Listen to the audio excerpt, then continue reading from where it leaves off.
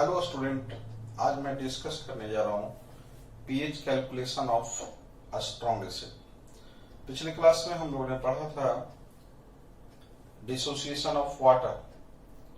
जब भी हम लोग पीएच कैलकुलेट करेंगे स्ट्रॉन्ग एसिड का, स्ट्रॉन्ग बेस का, एसिडिक साल्ट का, बेसिक साल्ट का, न्यूट्रल साल्ट का, बफर सॉल्यूशन का, साल्ट का, तो किसी भी फॉर्म में जब हम लोग पीएच कैलकुलेशन करते हैं तो उसमें सोल्वेंट के फॉर्म में वाटर होता है, इसलिए पहले डिस्कस किए थे वाटर के बारे में। अभी हम लोग पढ़ेंगे स्ट्रॉन्ग एसिड का पीएच कैसे निकालेंगे।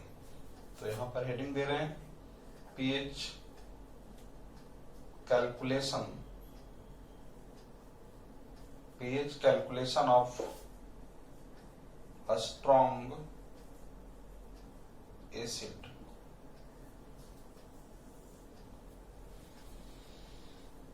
देखो स्ट्रॉन्ग एसिड का कैरेक्टरिस्टिक क्या क्या होगा।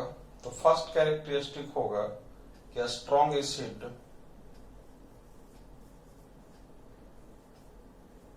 completely dissociated in an aqueous solution, an aqueous solution में स्ट्रॉन्ग एसिड पूरा का पूरा डिसोसिएट करेगा। सेकेंड पॉइंट में लिख सकते हो कि degree of dissociation of a strong acid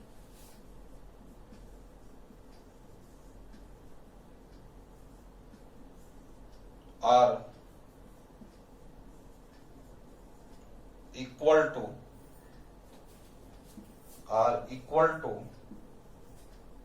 1 and percentage dissociation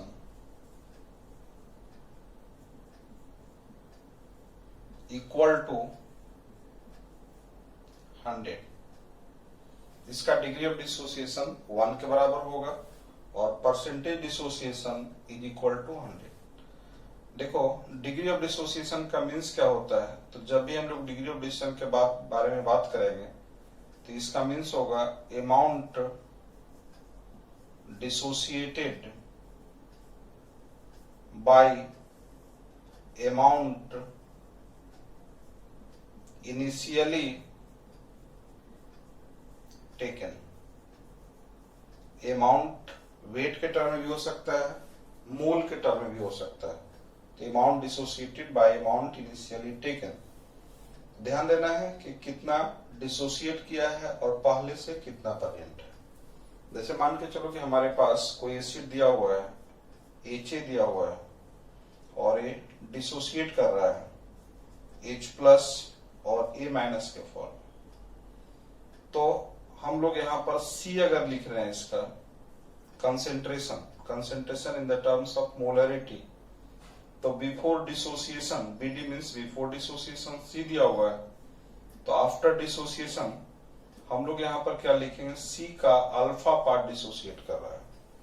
तो C का अल्फा पार्ट डिसोसिएट कर रहा है तो यहाँ फॉर्मेशन C अल्फा का होगा, यहाँ पर C अल्फा का होगा।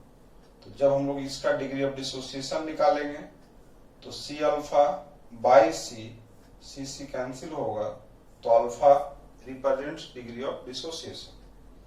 लेकिन ध्यान देंगे कि अगर हम लोग आफ्टर डिसोसिएशन इसको इस फॉर्म में लिखते हैं C माइनस अल्फा डैश, यानी C दिया हुआ है इसमें अल्फा डैश डिसोसिएट कर गया, तो यहाँ पर फॉर्मेशन होगा अल्फा डैश और यहाँ पर भी अल्फा डैश।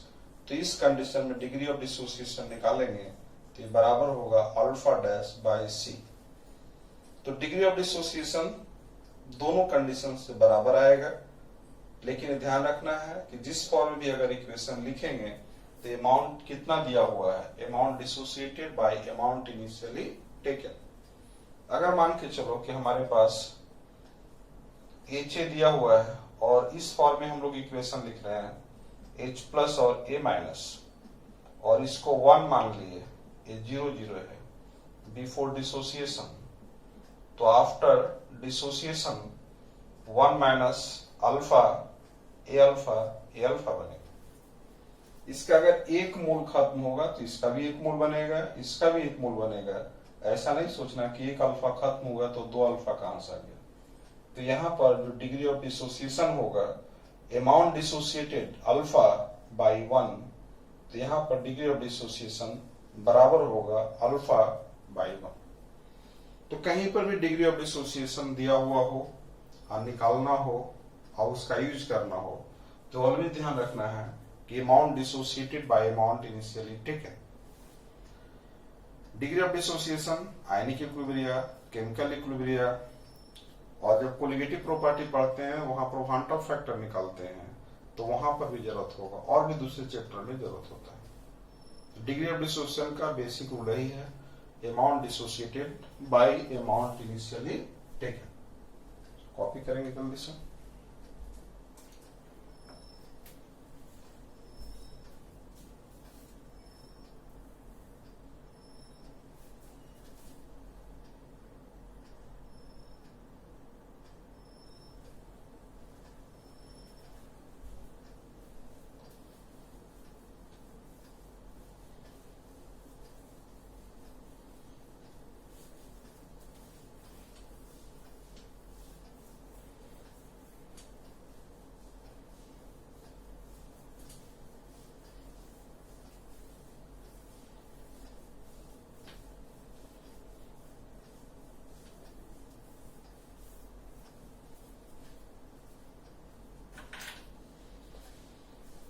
अब इसके थर्ड पॉइंट में लिखेंगे कि एनायन प्रोड्यूस्ड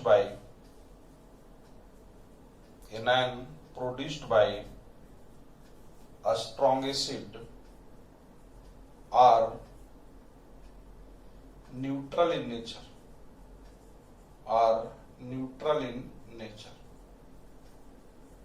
स्ट्रॉन्ग एसिड के द्वारा जो एनायन मिलेगा वो न्यूट्रल नेचर का हो।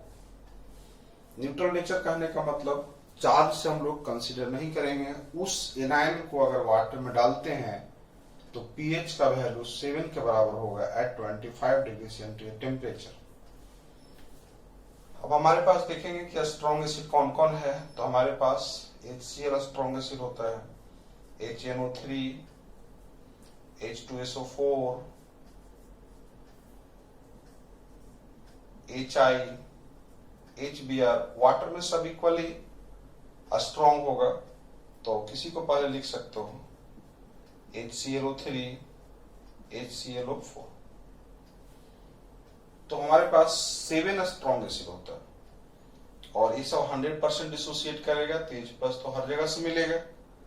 लेकिन एनायन के फॉर्म में Cl minus, nitrate ion, sulphate ion, I minus, Br minus, ClO3 minus, ClO4 minus.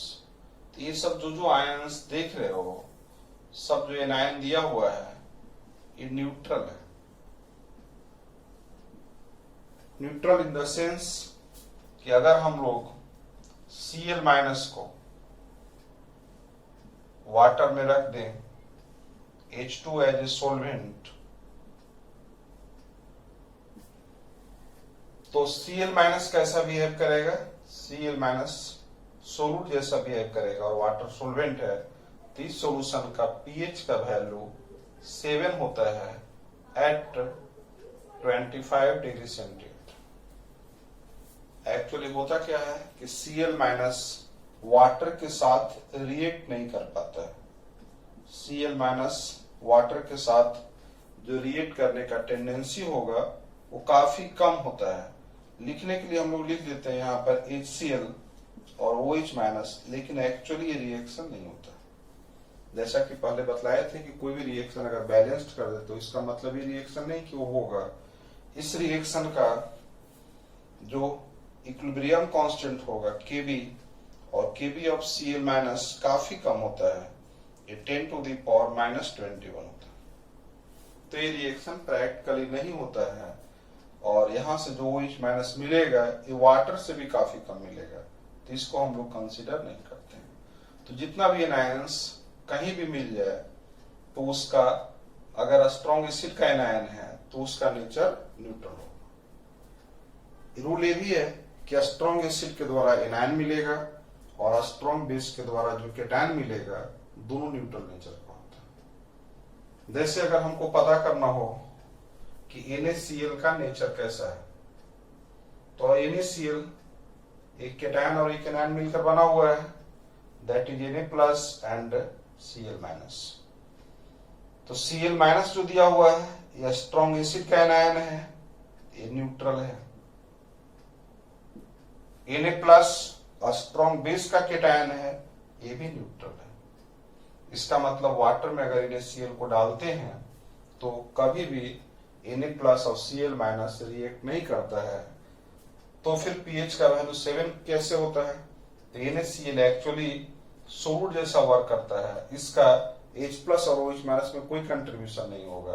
Contribution किसका होगा कि अगर किसी सोल्यूशन में NaCl को मिला देते हैं तो जो वाटर होगा, वाटर इट डिसोसिएट करेगा H प्लस और OH माइनस में, और Kw का value 10 to the power minus 14 पर इक्वल अमाउंट में H प्लस फर्निश करेगा 10 टू द पावर माइनस 7 और 10 टू द पावर माइनस 7, इसलिए pH का वैल्यू 7 होगा और pOH का वैल्यू भी 7 होगा। तो न्यूट्रल साल्ट का मतलब ऐसा नहीं सोचेंगे कि न्यूट्रल साल्ट को ऐसा रिएक्शन हम लोग कभी नहीं कराएंगे कि NaCl को वाटर में डाल दिए और उसके बाद NaOH और HCl का फॉर्मेशन कर दिए, ये रिएक्शन कभी नहीं होता। ऐसा नहीं सोचेंगे कि NaCl वाटर के साथ रिएक्ट किया, NaOH और HCl बना, दोनों एक स्ट्रॉन्ग बेस है, एक स्ट्रॉन्ग एसिड है, इसलिए दोनों मिलाकर खत्म हो गए। तो कोई भी साल्ट का नेचर पता करना है तो हम लोग साल्ट के द्वारा जो एनायन और केटायन मिलेगा उसका नेचर देखेंगे।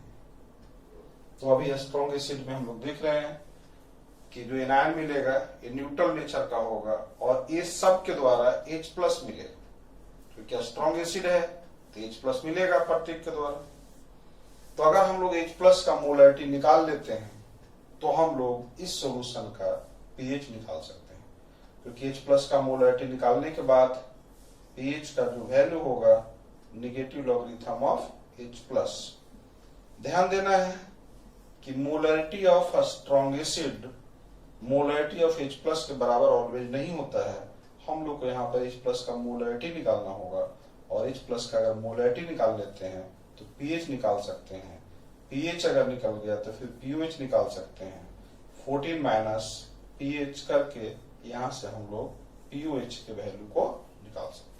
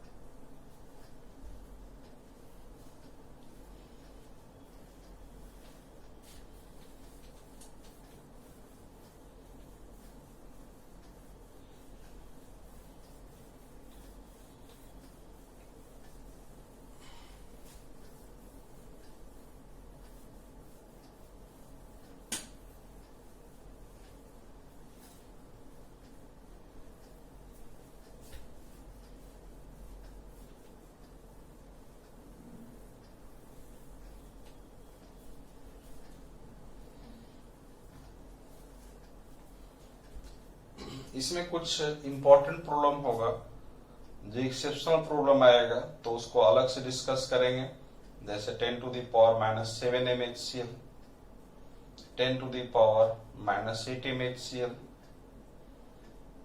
10 टू द पावर 2 MHCl, तो ये सबको डिस्कस करेंगे। काफी इंपॉर्टेंट प्रॉब्लम में होता है, किस फॉर्म में इसका pH निकालते हैं ये डिस्कस करेंगे।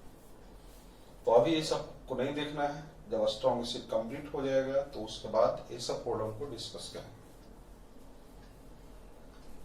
तो हम लोग देखें कि अगर हमारे पास 100 millilitre of 5 × 10 to the power minus 3 H2SO4 दिया हुआ, और इसका पीएच निकलना है। तो ऐसा नहीं सोचेंगे कि मोलैरिटी तो दिया हुआ है तो H प्लस का मोलैरिटी लिख देंगे और H प्लस का मोलैरिटी का वैल्यू इतना लिखेंगे 5 × 10⁻³ और पीएच निकाल लेंगे हम लोग नेगेटिव लॉगरिथम ऑफ 5 × 10⁻³ और उसके बाद 3 माइनस log 5 ये गलत हो जाएगा।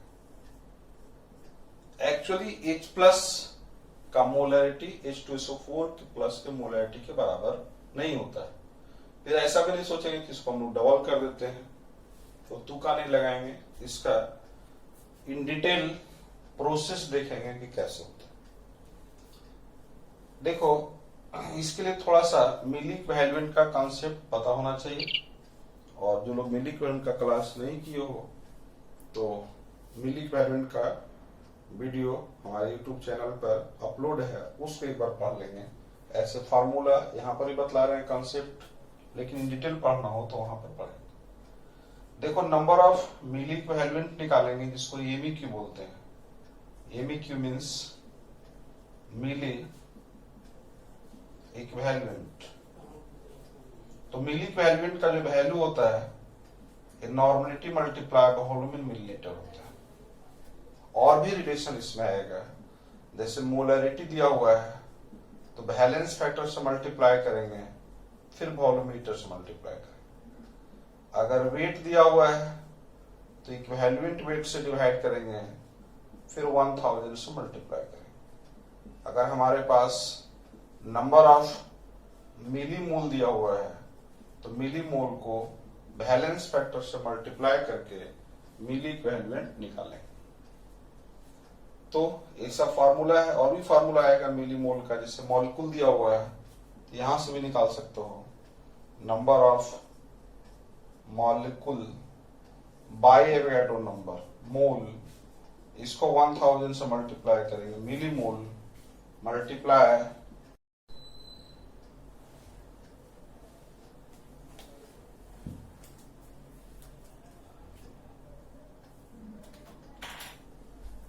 हाँ, तो हम लोग यहाँ से देख चुके थे कि नंबर ऑफ मॉलिक्यूल मल्टीप्लाई 1000, ये मॉलिक्यूल को एवोगाड्रो नंबर से डिवाइड करेंगे तो मोल आएगा, इसको 1000 से मल्टीप्लाई करेंगे मिली मोल मल्टीप्लाई बैलेंस फैक्टर।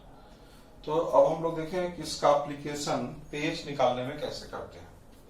एक्चुअली मिली इक्विवेलेंट का एप्लीकेशन जनरली हम लोग acid base titration, redox titration के प्रॉब्लम बनाने में करते हैं, लेकिन आयनिक इक्विलिब्रियम में हम लोग कैसे एप्लीकेशन करेंगे और इसके एप्लीकेशन से आयनिक इक्विलिब्रियम का प्रॉब्लम बनाना कैसे आसान हो जाएगा ये हम लोग देखेंगे। देखो मिली इक्विवेलेंट का बेसिक कॉन्सेप्ट होता है कि अगर कोई रिएक्शन हो रहा है हमारे पास, ए दिया हुआ है, इसका स्टोइकियोमेट्रिक कोएफिशिएंट 2b के साथ रिएक्ट कर रहा है, 3c के साथ रिएक्ट कर रहा है और 4d का फॉर्मेशन हो रहा है। इसका स्टोइकियोमेट्रिक कोएफिशिएंट 1 दिया हुआ है, इसका 2 दिया हुआ है, इसका 3 दिया हुआ है, इसका 4 दिया हुआ है। तो देखोगे कि जब हम बोलेंगे कि इसका 1 मोल रिएक्ट करेगा तो इसका 2 मोल रिएक्ट करेगा, इसका 3 मोल रिएक्ट करेगा और इसका 4 मोल डी का फॉर्मेशन हो। लेकिन अगर इसी को हम लोग मिली मोल मेथड से देखेंगे तो बोलेंगे कि इसका 1 मिली मोल रिएक्ट कर रहा है, इसका 2 मिली मोल रिएक्ट कर रहा है, इसका 3 मिली मोल रिएक्ट कर रहा है और इसका 4 मिली मोल का फॉर्मेशन होगा after completion of the reaction. लेकिन अगर मिली इक्विवेलेंट से प्रोसीड करेंगे तो इसका स्टोइकियोमेट्रिक कोएफिशिएंट को हम लोग हटा देंगे, इससे कोई मतलब नहीं है, और हम लोग लिखेंगे कि milli equivalent of A reacted is equal to milli equivalent of B reacted is equal to milli equivalent of C formed is equal to milli equivalent of D formed। तो इस सबके मिली इक्विवेलेंट को हम लोग बराबर कर सकते हैं।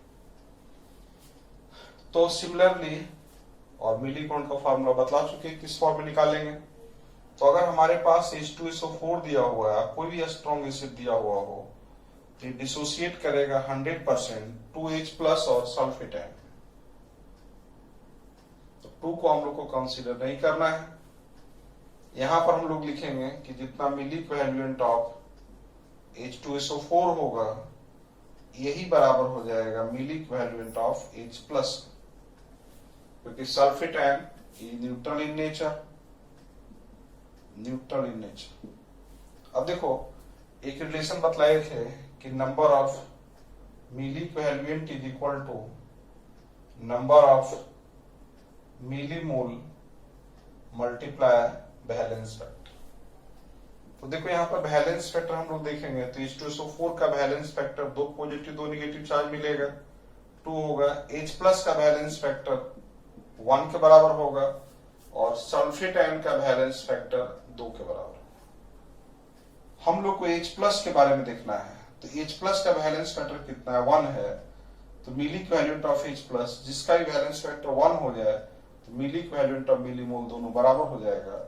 तो हम लोग यहाँ पर क्या लिखेंगे कि milli equivalent of H plus is equal to milli mole of H plus. तो ऐसा हम लोग किसी भी स्ट्रॉन्ग एसिड में लिख सकते हैं कि जितना मिली इक्विवेलेंट स्ट्रॉन्ग एसिड का होगा उतना ही मिली इक्विवेलेंट H प्लस का होगा और उतना ही सल्फेटाइन का होगा, लेकिन हम लोग को सल्फेटाइन से कोई मतलब नहीं है।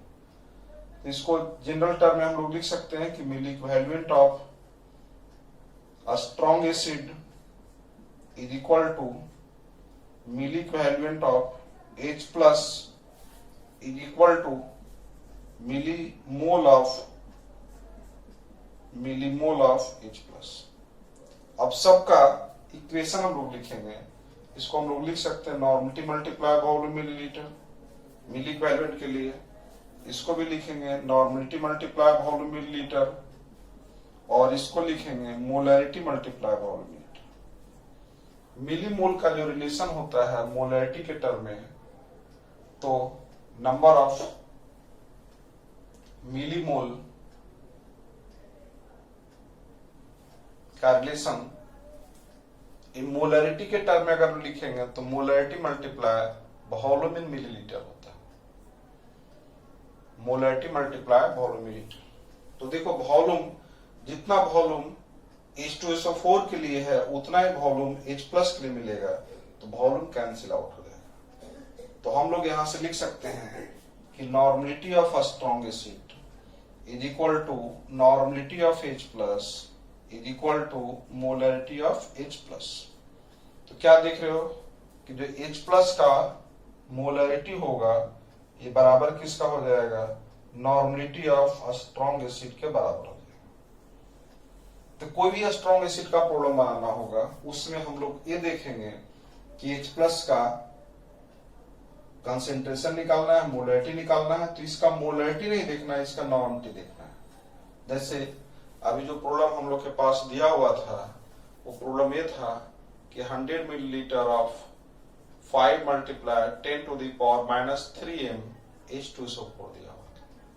तो वॉल्यूम यहाँ पर कोई रोल प्ले नहीं करेगा, यहाँ पर मोलैरिटी दिया हुआ है लेकिन मोलैरिटी हम लोग को नहीं देखना है, इसका नॉर्मलिटी देखना है।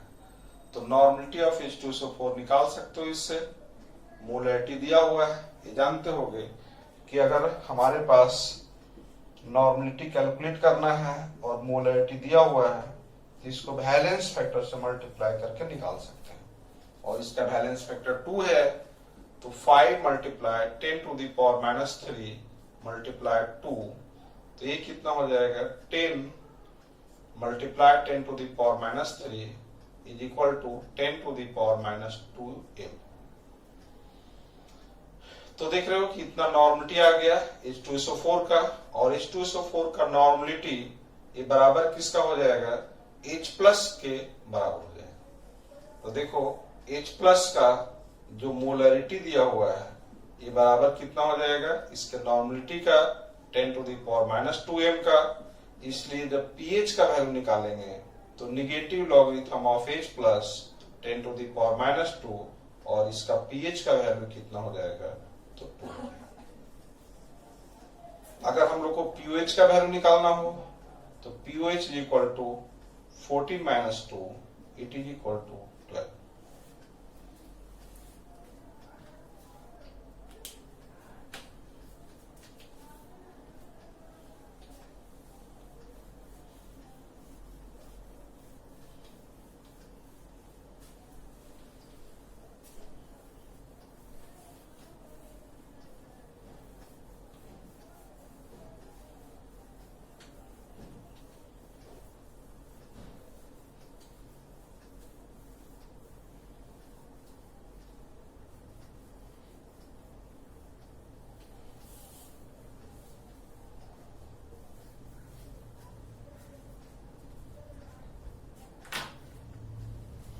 अब देखो बच्चों, अगर हम लोग किसी भी स्ट्रॉन्ग एसिड का पीएच निकाल रहे हैं, जो H प्लस का मोलरिटी होगा ये बराबर किसका हो जाएगा, तो नॉर्मलिटी ऑफ स्ट्रॉन्ग एसिड के बराबर हो जाएगा। इसी प्रकार अगले क्लास में डिस्कस करेंगे कि अगर स्ट्रॉन्ग बेस का पीएच निकालना है तो उस कंडीशन में strong base primary source OH minus का होगा, ये बराबर किसका हो जाएगा, नॉर्मलिटी ऑफ स्ट्रॉन्ग बेस। तो यहां से हम लोग OH माइनस निकाल लेंगे और OH माइनस निकालने के बाद हम लोग POH निकालेंगे, negative logarithm of OH minus, और इससे फिर pH निकाल सकते हैं, pH equal to 14 minus QH। तो आयनिक इक्विलिब्रियम में जब भी pH निकालना हो और POH निकालना हो तो हम लोग देखेंगे प्राइमरी सोर्स वो किसका है। प्राइमरी सोर्स अगर वो एसिड है तो प्राइमरी सोर्स H प्लस का होगा, तो पहले pH निकालेंगे देन POH निकालेंगे। अगर वो बेस दिया हुआ है, चाहे बेसिक साल्ट है या बेसिक बफर है, तो प्राइमरी करंट सोर्स वो किसका हो जाएगा, OH माइनस का होगा। तो सबसे पहले हम लोग OH माइनस निकालेंगे, देन हम लोग pH निकालेंगे। तो आज इतना ही, थैंक यू।